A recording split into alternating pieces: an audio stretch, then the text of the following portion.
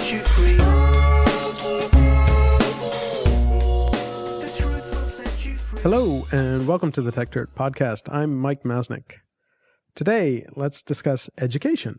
Specifically, what should education for kids look like today?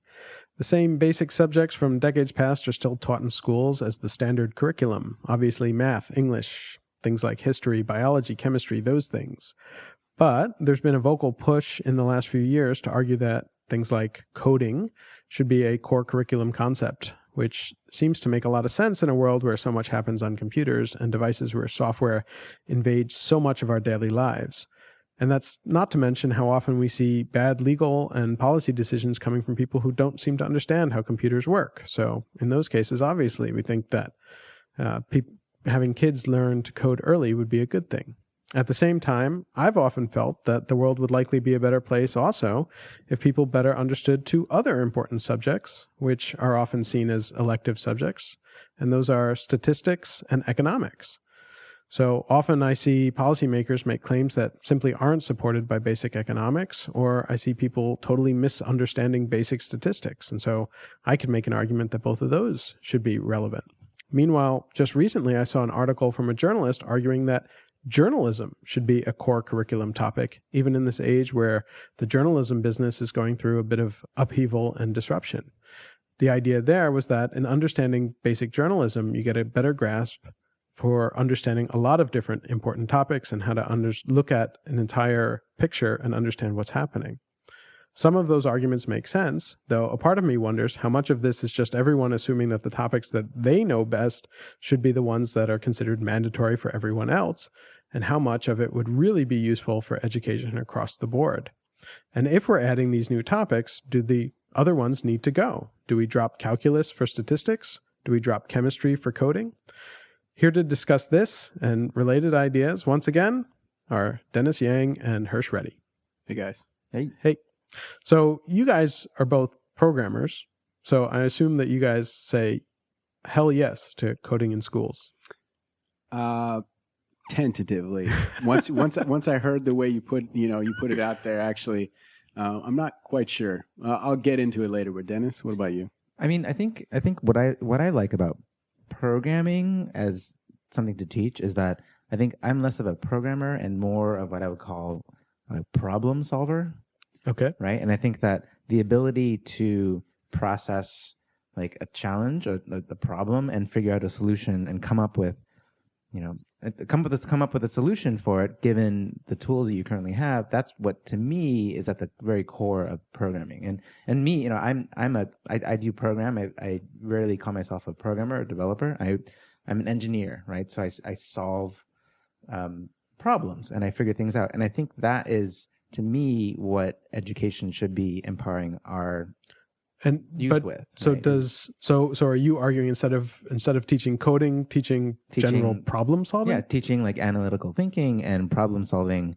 And I do wonder, if the educational system in general, instead of teaching this is how you do this certain math problem or this is how you do programming, instead teach kind of those skills to understand why you do certain things when you program, right? And that's why it's not teaching the language itself, but teaching the thought process behind the language, right? Which is why I think in college, I think the last CS course I took was actually junior year of high school. So, I'm a self-taught programmer. And the reason I'm able to do that is because I have, basically to me, figuring out how to program gave me the foundation upon which I could learn how to do my job today. So here's why I was so tentative about it. So obviously, I think programming is a very valuable skill to have. But when you're talking about what people learn in high school, the thing I wonder about is aptitude and interest. Like how important are those things? I actually have a very high barrier when it comes to forcing everybody to learn some specific thing that's dictated from up above. I think there's very few things that we should force every kid to learn without exception, Right.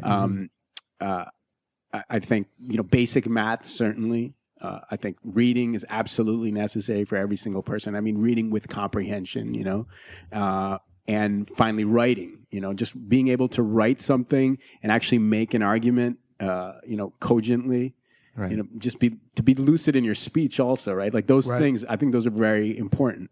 Now, when Dennis says things like problem solving, I think problem solving as a sort of general thing is very useful, but I might sort of put that as a subtopic under communication. I would basically say Right. being able to break big problems into smaller problems where you can articulate a step to solve a Right. bigger thing. That's often what people say programming is. But unfortunately, I think when people talk about modern computer science curriculums, it comes with a lot of other baggage, things like, data structures and, Right. But I do think that like the fundamental, a few of the fundamental concepts of basic programming, which you would kind of lump into what would you call a core curriculum, is stuff like, logic and that the understanding of like what an if-then statement is and how to use it, what a loop is. And it's like basically the way kind of that thought process that goes into, how to break something down and how to construct a solution from it.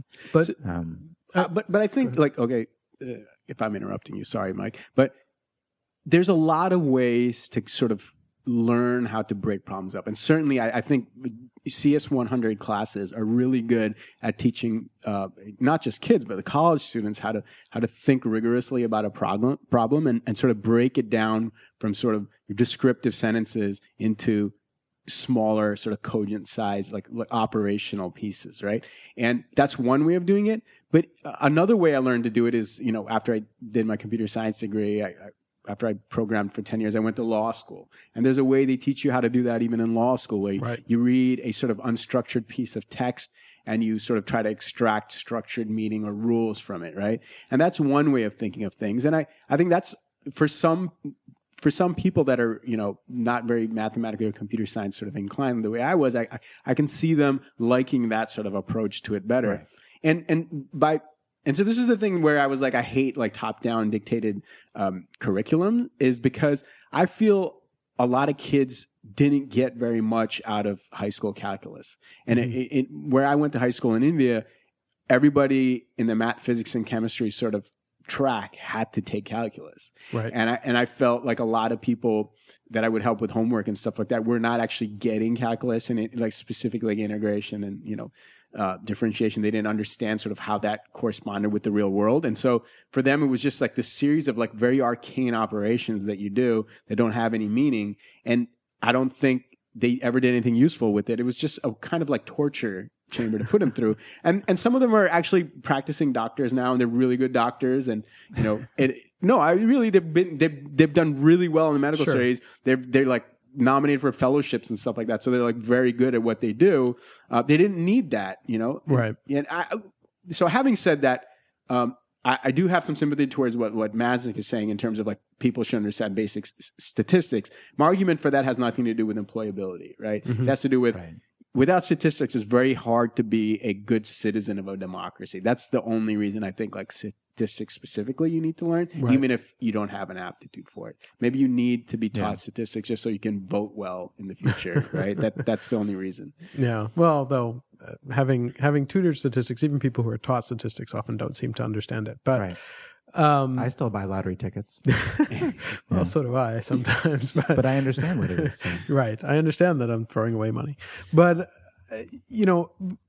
I like the idea of teaching problem solving, but I don't know, like, how do you teach problem solving? I don't know that is a skill that can be taught as. I would hope so. I mean, I think one of the skills it seems like our educational system right now kind of likes to try and teach and instill into our children is the ability to listen to instructions and sit still for right, like a number of hours, which I think in the old, I would say not old, okay, maybe not old, but in a world in which a big chunk of our population is doing desk jobs or whatnot, or basically being told what to do, that's a great thing to teach everyone, is to how to listen to instruction, how to follow them, and how to be a middle manager. Right. But I think that, if we are now having more people who are doing jobs in which you have to figure things out and problem solve, I think it's important to create more people that have this as a So skill. how do you, this is an interesting alleyway. So, but how do you teach that? I mean, I don't. That's a good question. I mean, the way our educational system is set up right now, I don't know how long it's been the way it's been. Right. I think that For a long time. and I think Industrialization, pretty much. and probably right industrialization. Yeah. You know, I'm not a parent, but from my friends that are parents and they're investigating various school options right now, there are definitely challenges in, you know, there are companies working on new ways to teach our children. And, Sure. You know, in terms of like the concept of the open school where all the kids learn on their, you know, not on a set schedule, but on their own pace, for example, mixing age groups, right? Like the whole concept of a grade is a relatively new one. Like if you think about in the history of Sure. mankind, right? Like separating children by age group is actually a pretty modern concept. And I would say in the same way, like teaching what we currently teach is a very new thing. And I think that what I see in the education world is it's very difficult to innovate because it's actually a very slow. If you think of it as a product cycle, if a person is a product cycle and it takes, you know, a whole lifetime to figure out if we did a good job or not, like how do we, that to me is interesting, is how do we figure out if certain educational changes and systems of how to teach people, how do we quickly get feedback that it's actually a good thing or a bad thing? Right. Right. So it's like, is teaching coding good? I think it is. That's my hypothesis. But how do we actually how do we test this? So And that to me is what we need to figure Without out. waiting a generation. Without or waiting two, in a or- generation. yeah, like changing a sort of top-down managed education system is kind of like bringing change to Microsoft, except harder, right? Like Sure. it's much harder. It's been established much Right. longer. Yeah, it's much harder, and there's a lot more sort of political power with sort of the stasis and you know, so but that's one thing. But that's because it's slow, right? Like this, it's a generational thing. You make a change and you notice 60 years later, like, oh, that was good or that was bad. It doesn't. right? Well, it doesn't have to be that way. I mean, there's people that actually, if you look at the private tutorial system in a place like India, where people are doing coaching for examinations, for the big examinations they have, the IIT examinations Right. and stuff like that. And I think in Korea they have a similar sort of life-defining moment where they take an exam. Right. I mean, even that whole thing, the They- concept of testing is a whole other question. Right. No. So if you take the testing as sort of like this fixed thing, the ways you prepare for the test, there's this huge competition Sure. amongst like preparatory sort of agencies. It's kind of like our Kaplan or Right. whatever here, except on steroids, right? Like it's just crazy. Kids are there Right. constantly. But anyways, my point actually was not to go into that sort of Okay. wormhole. Because but- teaching to a test is a whole other yeah, exactly. concept. Yeah. But- So here's the thing. Yeah.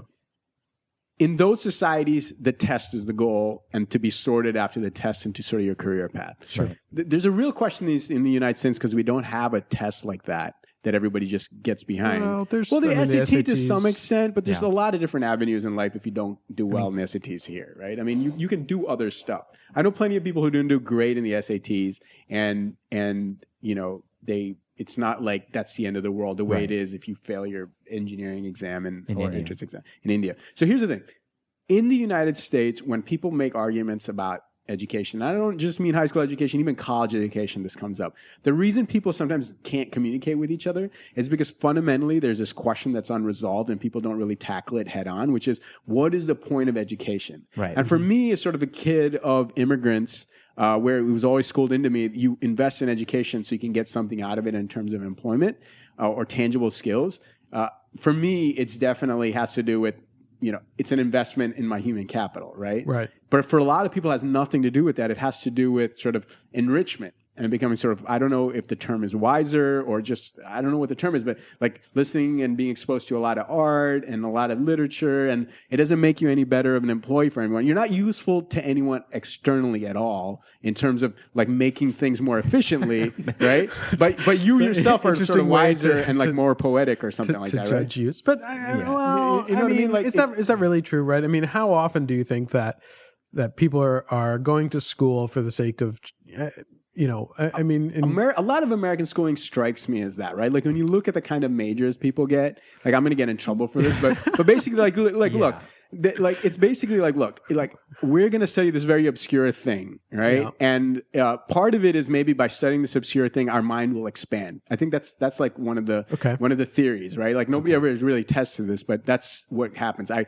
will study this difficult, obscure subject. My mind will expand. And I'll become a smarter person. And by doing that mind expanding thing, I don't think anyone's ever proven that that actually works. In fact, like places like YC Combinator and stuff that take high school kids directly out of high school have shown that people that are like super smart coming right out of high school can sometimes excel without all that mind expanding stuff, right? But you're so the question is, okay, are the high grade getting individuals in these mind expanding majors already smart enough to do the work that they would have done at these consulting companies, et cetera, without that education? Is it that's just like sort of an indicator that you're smart enough to do the work, and then they're going to train you on the job anyways? So all that mind expanding Russian literature, whatever you read, was probably, what did it actually do for you? So you think schooling is college is a vetting mechanism? Then? I think for a lot of majors, it's a vetting mechanism. For other majors, they definitely teach you some very concrete things. If you're a nuclear engineer, they're not just vetting you. You're learning how to do actual stuff so the nuclear plant doesn't blow up. Yeah. And I think if you're going for nursing, you're learning very specific skills. That's vocational education. To some extent,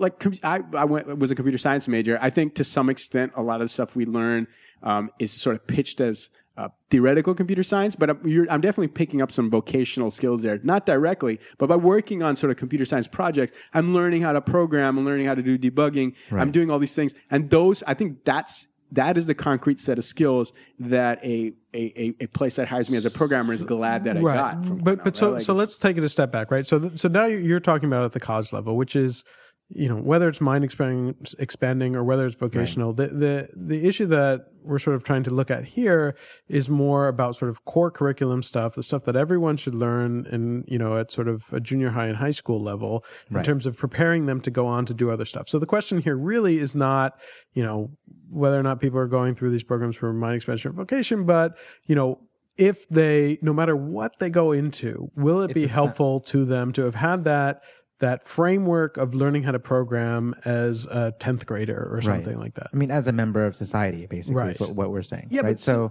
like the ability to drive a car, look at a stop sign and know when to stop, that's a very important skill for everyone in our American modern society to have, right? And what I think I'm saying is that the skill as a problem solving, or I mean, even call it, use of a computer and understanding how computers work, is increasingly becoming a life skill that the majority of the population should have, right? So, after I talked about all this practical stuff or whatever, it's going to sound really strange to you when I say, like, I don't know if high school is the right place to start coding. Maybe it is. I think the kids that haven't. Yeah. I mean, Mike has a kid. He's playing with these games and that are essentially teaching him logic puzzles, and I'm fascinated by seeing children that are playing with these things. And so why is high school not early enough? We're talking about things that you force kids to do, and your son already has an aptitude and wants to do that stuff. He wants to learn how to program. You don't have to force him. It's like we're talking about core curriculum here, right? If there's a kid who doesn't like that and doesn't want to play with toys like that, I'm not sure if it makes sense to push him to do that. Right. And being a programmer, I'm definitely going to push my daughter to like learn how to program. But if she starts getting frustrated and stuff like that, I don't know if I'm going to be enough of a daddy to push her to keep doing that, because I think it's a skill that's essential. Because I think to some extent, like, everyone says that, hey, everyone should know this level of physics or chemistry. Right. I'm not sure if I buy into that. Like I see a lot of people push through courses that. But I think they should at least be exposed to it, right? Like everyone should have the opportunity to take art classes when they're kids. They should have the opportunity to be exposed to programming concepts. Like, and what we're saying here is that, are we all in agreement? Like reading and writing and like arithmetic are foundational. That's why I said let's just add. Yeah, and let's just add. Right. Is it mandatory or optional programming? See, that's the thing I'm asking. If it's so at this point we're talking about core curriculum, stuff that would be mandatory. See, I don't know about that. I think there's a lot of stuff like a lot of people think that art and music shouldn't be mandatory, right? Sure. Because especially given what I just said about the college stuff, you probably think I'm in that group. But I actually think, like, growing up, I'm not saying spend 4 or 5 years and get a major in it, but maybe everybody needs to be exposed to a try little. it. Yeah, And if exactly. you have like one semester, Yeah, Right. Exactly. Everyone has to do one semester of art and music just because, I mean, why do you think this country is so good at producing like video game designs and movies? And to some extent, it's kind of that story of Steve Jobs where, one of the reasons the fonts were so good on the first Apple computers because he audited this one calligraphy class, right? Mhm. And, similarly, like, who knows, like how many John Ives or whatever were created just by having this one art class that sparked something. Right. And you don't see that many designers coming out of the Indian education system. There are some, but mostly because they're, pushed into these very vocational kind of Yeah. things from very early. That doesn't happen. So this is so vocational, like programming that early. It's like you have time to pick it up later. But I think part of the argument though is if you're exposed to it just a little bit in very basic concepts, Right.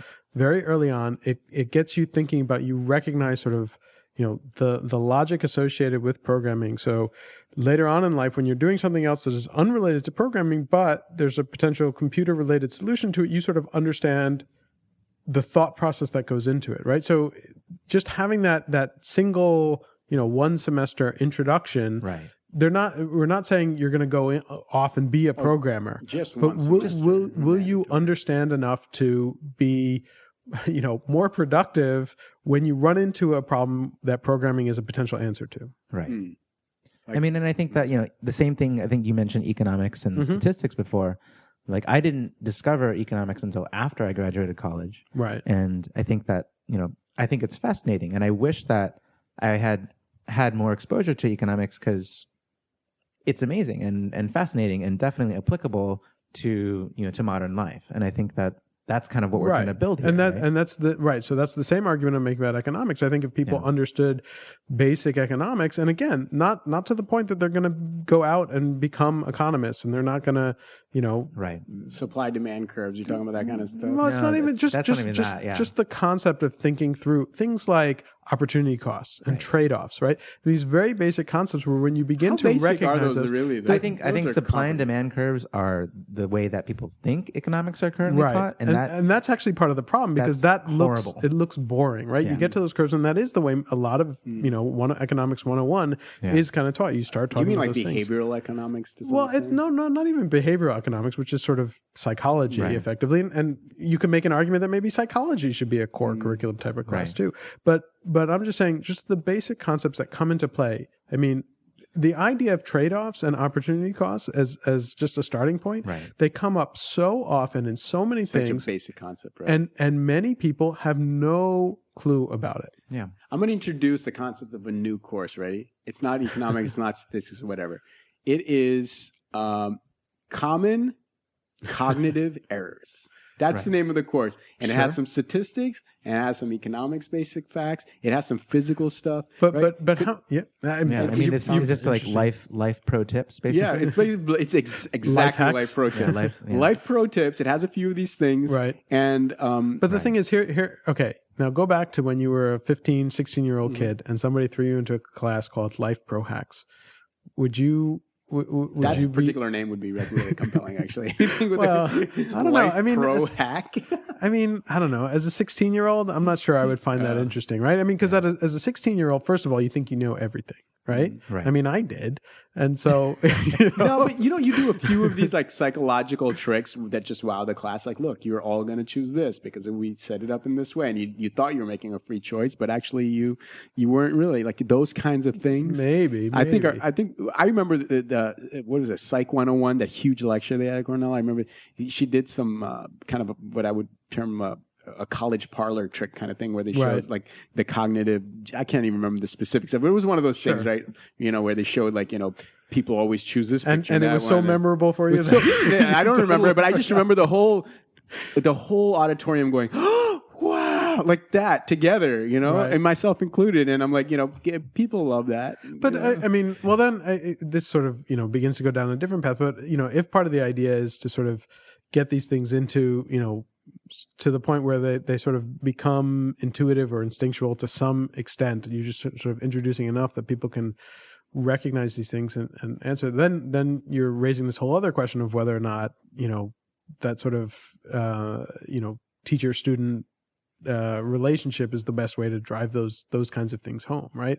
I mean, the best way to learn about mistakes is to like make those mistakes and learn from them, right? So in your case where you can set it up, but I don't know if you can set up a whole class which is basically like, I'm going to trick you every day. Well, you know? one of the most interesting things of Khan Academy, right? That your friend Salman Khan has done, I think is really cool, is there isn't necessarily classes, right? Yeah. There's these little bite-sized concepts that you can learn independently. You don't go and say, I'm going to take a geometry class. Sure. You just say, today I'm going to learn this small part of trigonometry. And I think, why should we burden ourselves in the whole education system and say we need to have a class about economics? Maybe that's not it. Maybe we need to have, the kids need to know this concept. Sure. You know, let's say, what was the one you said? Trade-offs, right? Trade-offs are, and you have to have that check mark, and you have to have this check mark. And I think if we actually just think about the way the Khan Academy does, where it's like the lectures are these little bite-sized videos or sequences of videos that lead up to an understanding of a particular concept, and there's a small series of tests for that concept. Some concepts will take a semester to teach, to get to. And other ones will have like 15 or 20 minutes of lecture, and then you'll get it, and you'll have a very small piece of testing, right? So maybe that's the granularity that we need to break up this education system. So maybe part of the argument you're making is maybe the whole concept of semester or year or in entire a particular packages of knowledge is flawed. Right. Let's do small things, right? So it should all come in 5-minute YouTube clips. Yeah, or 15 or 20, whatever it is. 6-second Vine. You're making fun of me, Dennis, but I'm actually kind of serious about that, right? And that's about the attention span of kids too, right? So that's about their attention span. It's my attention span right now. Yeah, but I don't. I mean, now suddenly I'm feeling old. Like, I mean, that's not too crazy, right? Like we could basically put together an entire curriculum based and measure it and have check Sure. marks and basically say, hey, you know, like this is me and this is the entire corpus of my current knowledge. And that's kind of, I mean, learning doesn't ever stop, right? And you're right. And it doesn't necessarily have to be organized into a semester. right. So that's interesting. Yeah. I mean, part of the challenge there is like there are certain concepts that I think, you know, can you break down every concept into something that is so sort of short and simple, or are there some concepts, and maybe it's true, maybe you can do that, or are there certain concepts that you really need sort of an extended period of time to get? Take that extended period of time with those concepts. Well, let's Right. not try to shoehorn everything into a semester. Right? We just need BuzzFeed to figure out how to teach us 5-minute clips of useful things. Like, I actually, again, you're making fun of me, but I can think you that's it. believe this opportunity cost? No, the right thing. The opportunity cost in cat gifs Yeah. No, but that- explained by this movie footage. you won't believe how bad his decision that he thought was good really right. was. That's I mean, how you would write the headline. This feels like something that The Onion could definitely tackle, like secretly teaching everyone life lessons through entertaining bite-sized content. Well, that's what Vox and 538 have basically Yeah, done for right. America. That gets into the whole concept of explainer journalism. But explainer journalism just feels so Reductive. and condescending. Condescending. You're reading into that. I never thought it was condescending. I do think there's an element of like too much reductionism where it's kind of like Sure. everything's about the numbers. It's it's not really. Yeah, always. but I mean, 538 might be like that, but Vox isn't so much about, doesn't get so much into the numbers necessarily. But even then, I mean, I don't know. I mean, how much of that, like how many people look at things like that as actual education? I mean, I guess it is, but I mean, I think of education is separate from, like From journalism. journalism. Yeah. I think I've learned more computer science from reading. Actually, I should give context to this. I never took a database class. I graduated with a computer science degree, and I never took a database class in You sure you college. want to advertise that? Yeah, well, so but I feel like I've learned that there's various different kinds of database classes you can take I for took free. a database class. You did? Yeah. Great. How do you do a database class without a programming class? I took a database class in business school, an MBA, Management Information Systems Was it called 601. Microsoft Excel? No, it was Okay. and it was not about. so that's more about like how to administer and put the data in. That yeah, kind but of no, thing? but it literally. I mean, it taught me SQL, right? I mean, Oh, yeah. I learned SQL from. That's yeah. useful. Yeah. So And that's a great way to, that's a great Yeah. skill, I think, with like Yeah. learning how to do SQL and SQL is understanding the useful, concepts right? of absolutely. how to Yeah, place as relational as- databases. right? Yeah. And even I mean, I learned about the history of relational databases, and this was Right. as a management student, which Yeah, I thought imagine was that. actually So you really got great. that piece of knowledge and I never did. But anyway, so I had to learn it on my own, right? And there's different Right. courses and stuff like that. And I always felt like the courses never taught me as much as just reading 2 or 3 months worth of just Hacker News posts about various Sure. kinds of databases and GitHub code repositories. that's and when I think, And then doing, right? Like Right. actually doing stuff. And coding that- things is how you learn. Yeah, and that actually brings me up to I guess what'll be my final point, and then I'll hand it off to you guys for final points. But and this might actually be a subject for a future podcast. But one of the things, going back to this idea of statistics and learning statistics, right? I mean, I had taken so many statistics classes, like probably 6 or 7 statistics classes by the time I became a tutor and then a teacher for statistics class at college. And the thing that I discovered was, even though, and I knew all these sort of high level stats stuff, I didn't understand it. I didn't really understand it until I was teaching it, because then students would ask questions and I would actually really have to understand it, because I couldn't just repeat back like, use this formula or it's in this chapter. I really had to understand it. And I remember there was sort of the flip side, seeing the frustration when I would try and explain it to a level that people could understand it, where I wouldn't follow exactly the way the book did it. But it made me think about education and the way that we learn, and the fact that I didn't really understand these things from taking the classes until I was teaching, and I was put in a position where I had to really understand it. And that's the same thing you're saying. When you actually program, that's when you learn, right? So when you have a real challenge in front of you, that's when you learn.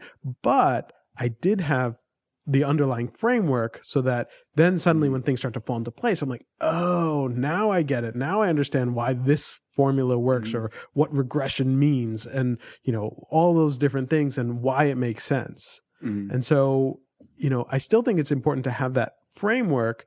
But then I think the next thing, and this is something, as I said, maybe is a subject for another podcast, to really get people to learn and understand and internalize it, Right. setting up systems that actually make them put it into practice for real, not just take a test and answer these questions. I was a teaching assistant for this computer science course that was called computer architecture. It was like a 300 level course, and I did that for like 3 semesters.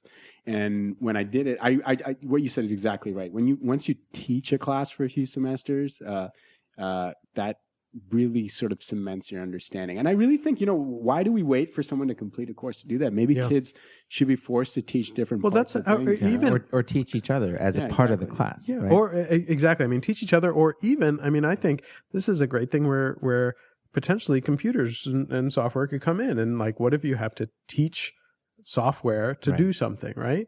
And so if the software says, explain this concept. Oh, back to me." right. Yeah. No, but how about this? We don't have to make it a software thing, right? Like when the teacher assigns homework, she basically assigns homework. She says, Mike, tomorrow you're going to teach this section of the book, and you just go on Skype and you basically teach a bunch of kids from somewhere else. Yeah, I mean, and then but at the end of a semester, you have 200 or 300 videos worth of explanations from different. And then kids. you can take on Khan Academy. Yeah. Now you can vote up, and then you have some really good explanations by other 14-year-olds or whatever, right? Yeah. All right, I think we just solved the education problem. We crowdfunded all of Sal's videos. There we go. All right. Well, I think we're out of time today, but another very interesting discussion. Thanks, guys, and thanks for everyone listening at home. It's been said that the first casualty of war is truth, and I'm inclined to agree. Listen, we live in an age of instant information, so isn't it strange that things have been hidden away from us? Governments think we need to gain their trust, but it's the other way around. Just take a look. Nothing tells us more than raw data does, so it's important it's all available to us. Plus, put up for debate and looked at by the public's gaze, because there's a lot more to be gained from taking on.